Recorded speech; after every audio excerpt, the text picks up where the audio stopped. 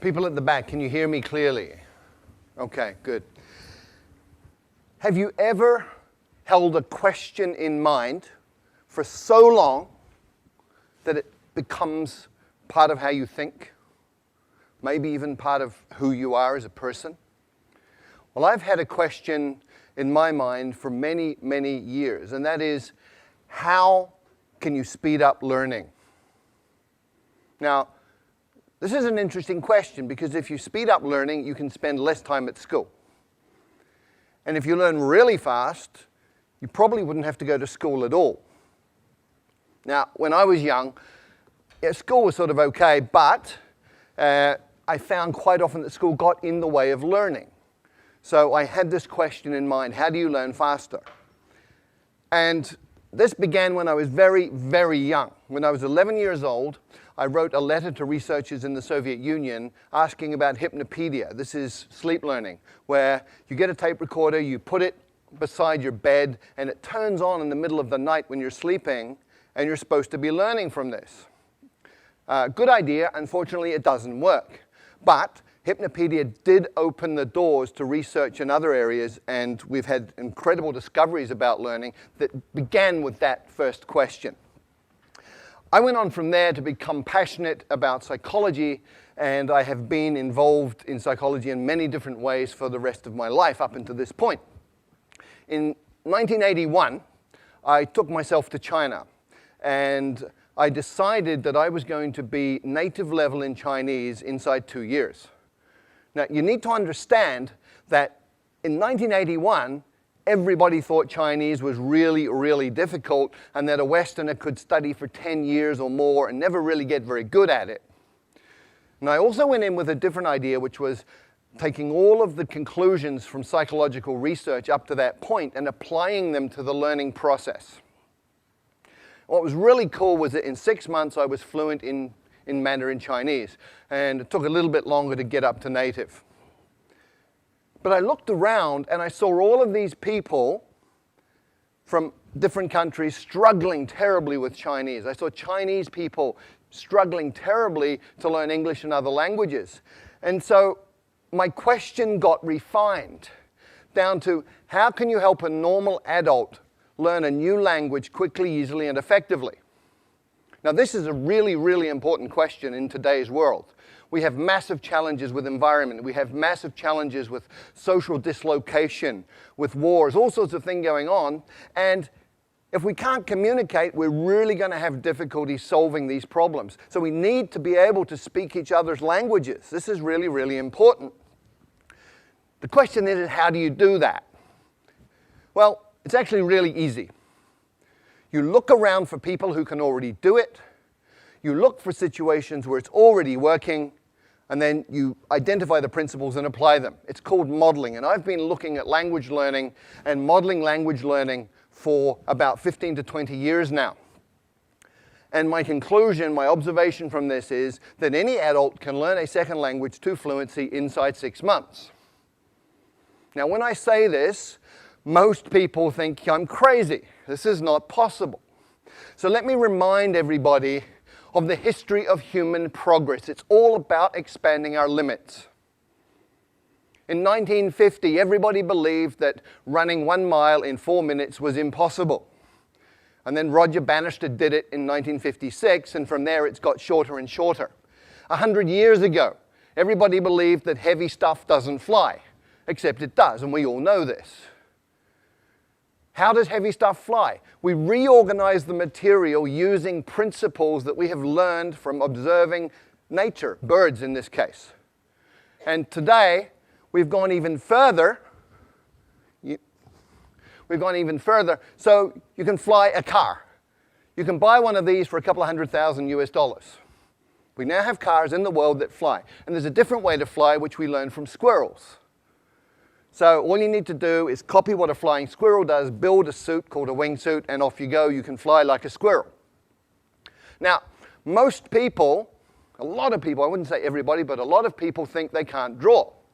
However, there are some key principles, 5 principles that you can apply to learning to draw, and you can actually learn to draw in 5 days. So if you draw like this, You learn these principles for 5 days and apply them, and after 5 days you can draw something like this.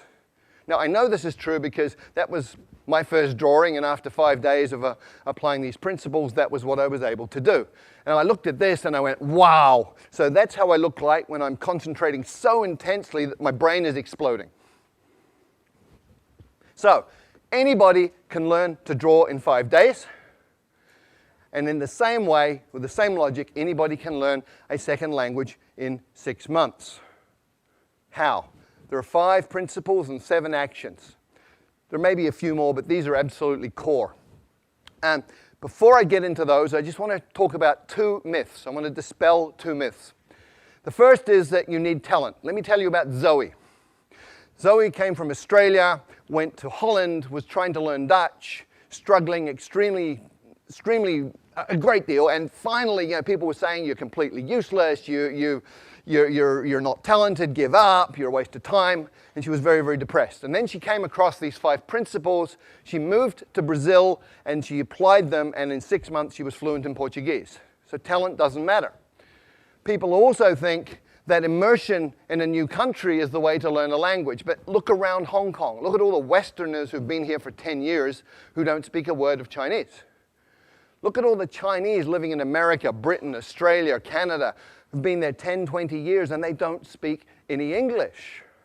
Immersion per se does not work. Why? Because a drowning man cannot learn to swim.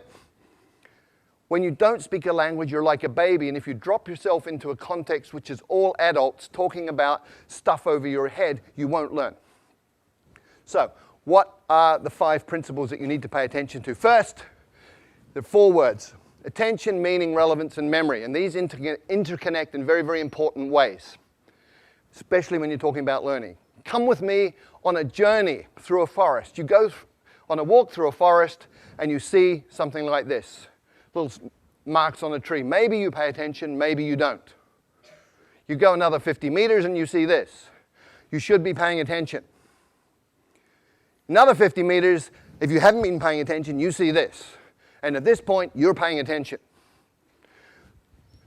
And you've just learned that this is important, it's relevant, because it means this, and anything that is related, any information related to your survival is stuff that you're going to pay attention to, and therefore you're going to remember it. If it's related to your own personal goals, then you're going to pay attention to it. If it's relevant, you're going to remember it.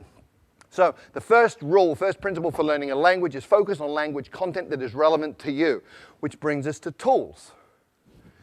We master tools by using tools, and we learn tools the fastest when they're relevant to us. So let me share a story. A keyboard is a tool. Typing Chinese a certain way, there are methods for this. That's a tool. I had a colleague many years ago who went to night school Tuesday night, Thursday night, 2 hours each time, practicing at home. She spent 9 months, and she did not learn to type Chinese. And one night we had a crisis. We had 48 hours to deliver a training manual in Chinese. And she got the job. And I can guarantee you, in 48 hours, she learned to type Chinese because it was relevant, it was meaningful, it was important. She was using a tool to create value. So the second principle for learning a language is to use your language as a tool to communicate right from day one, as a kid does.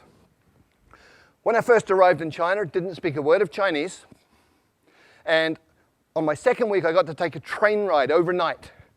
I spent 8 hours sitting in the dining car talking to one of the guards on the train. He took an interest in me for some reason.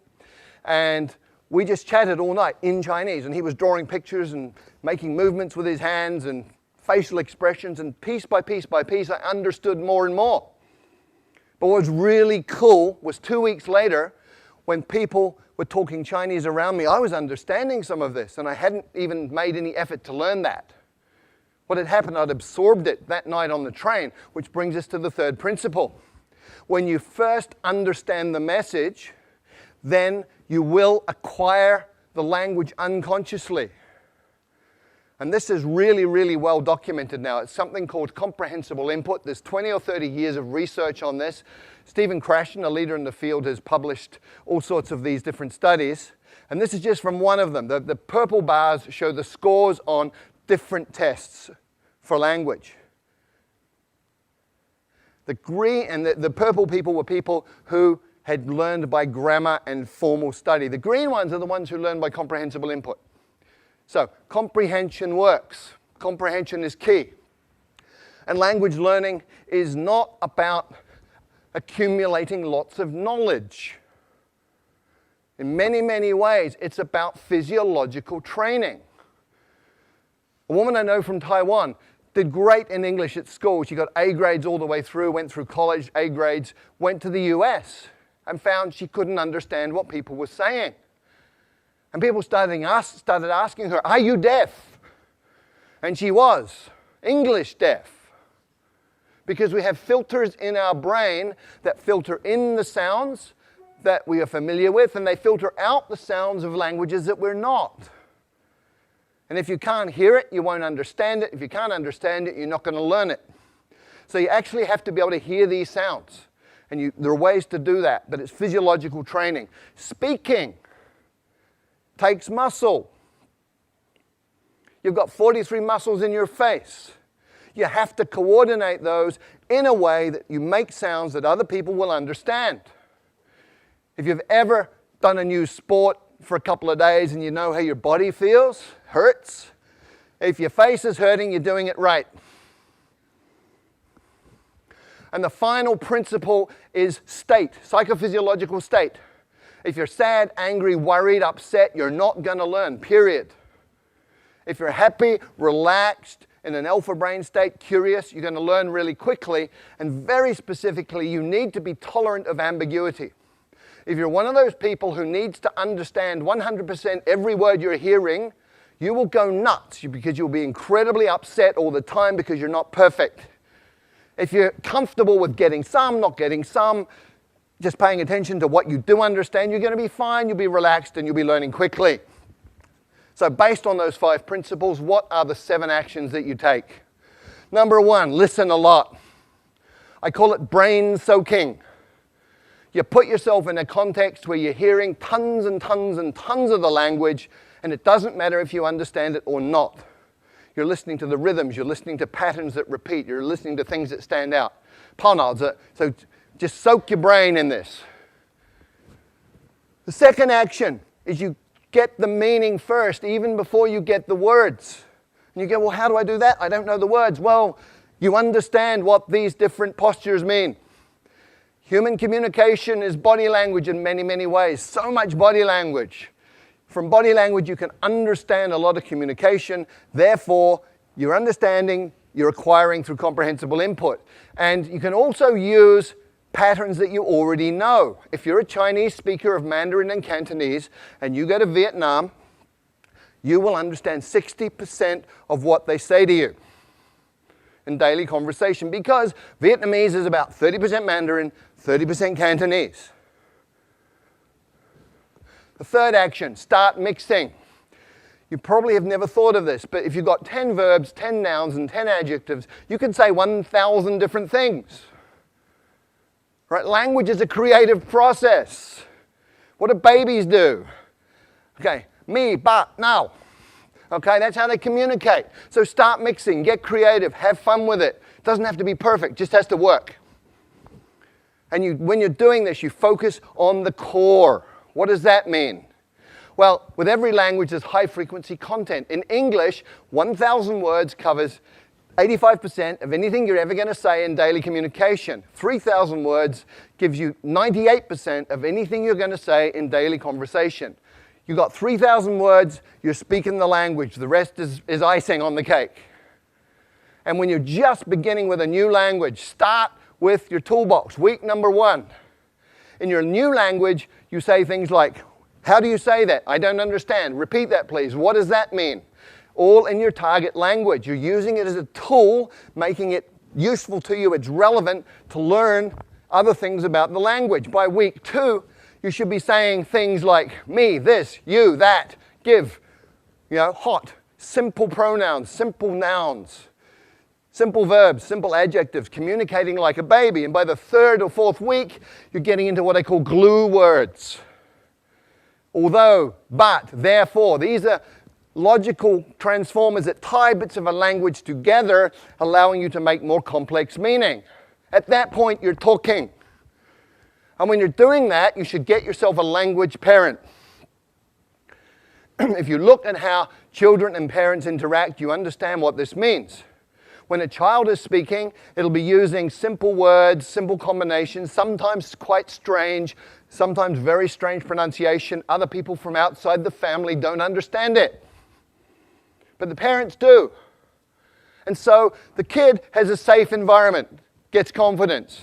The parents talk to the children with body language and with simple language they know the child understands. So you have a comprehensible input environment that's safe. We know it works, otherwise none of you would speak your mother tongue. So you get yourself a language parent who's somebody interested in you as a person who will communicate with you essentially as an equal, but pay attention to help you understand the message. There are 4 rules of a language parent. Spouses, by the way, are not very good at this, okay? But the 4 rules are, first of all, they will work hard to understand what you mean, even when you're way off beat. Secondly, they will never correct your mistakes. Thirdly, they will feed back their understanding of what you're saying so that you can respond appropriately and get that feedback. And then they will use words that you know. The 6th thing you have to do is copy the face. You've got to get the muscles working right so you can sound in a way that people will understand you. There's a couple of things you do. One is you need to hear how it feels and feel how it sounds, which means you have a feedback loop operating in your face. But ideally, if you can look at a native speaker and just observe how they use their face, let your unconscious mind absorb the rules, then you're going to be able to pick it up. And if you can't get a native speaker to look at, you can use stuff like this. Sing, song, king, sung, hung. And the final idea here, the final action you need to take is something that I call direct connect. What does this mean? Well, most people learning a second language sort of take the mother tongue words and the target words and go over them again and again in their mind to try and remember them. Really inefficient. What you need to do is realize that everything you know is an image inside your mind, it's feelings. If you talk about fire, you can smell the smoke, you can hear the crackling, you can see the flames. So what you do is you go into that imagery and all of that memory and you come out with another pathway. So I call it same box, different path. You come out that pathway and you build it over time. You become more and more skilled and just connecting the new sounds to those images that you already have and to that internal representation. And over time, you even become naturally good at that process that becomes unconscious. So there are 5 principles that you need to work with, 7 actions. If you do any of them, you're going to improve. And remember, these are things under your control as the learner. Do them all. You're going to be fluent in a second language in 6 months. Thank you.